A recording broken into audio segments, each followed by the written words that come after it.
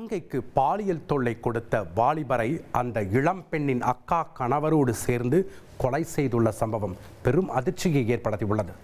காதல் மயக்கத்தில் அந்த இளம்பெண்ணின் கழுத்தை கடித்ததுதான் நடந்த கொலைக்கு காரணமா? கடலூர் பாதரிக்குப்பம் அருகே உள்ள சுந்தரமூர்த்தி நகர் அன்று வழக்கத்திற்கு மாறாக பரபரப்பாக காட்சியளித்தது.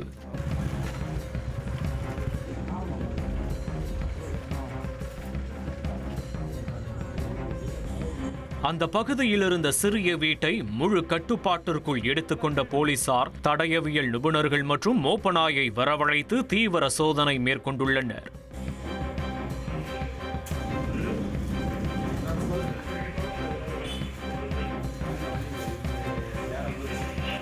இங்கு நடந்திருப்பது ஒரு படுபயங்கர கொலை.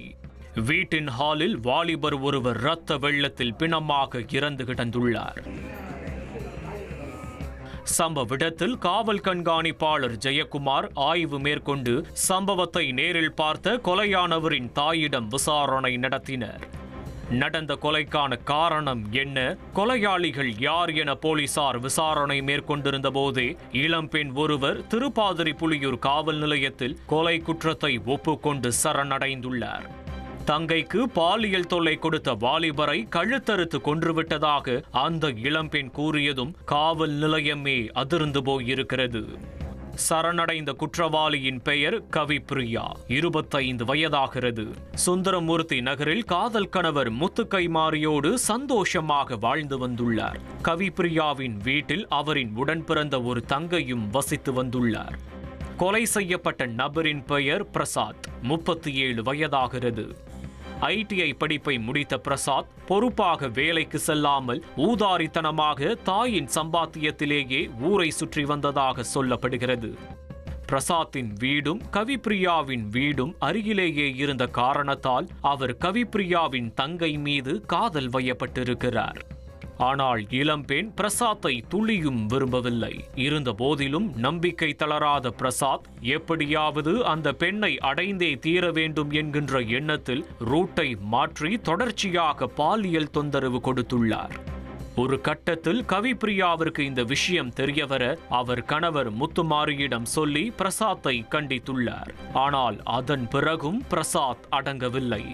சில நாட்களுக்கு முன்பு கவிப்பிரியாவின் தங்கை வீட்டில் தனியாக இருந்தபோது அவரை கட்டி அணைத்து கழுத்தில் வெறித்தனமாக கடித்துள்ளார்.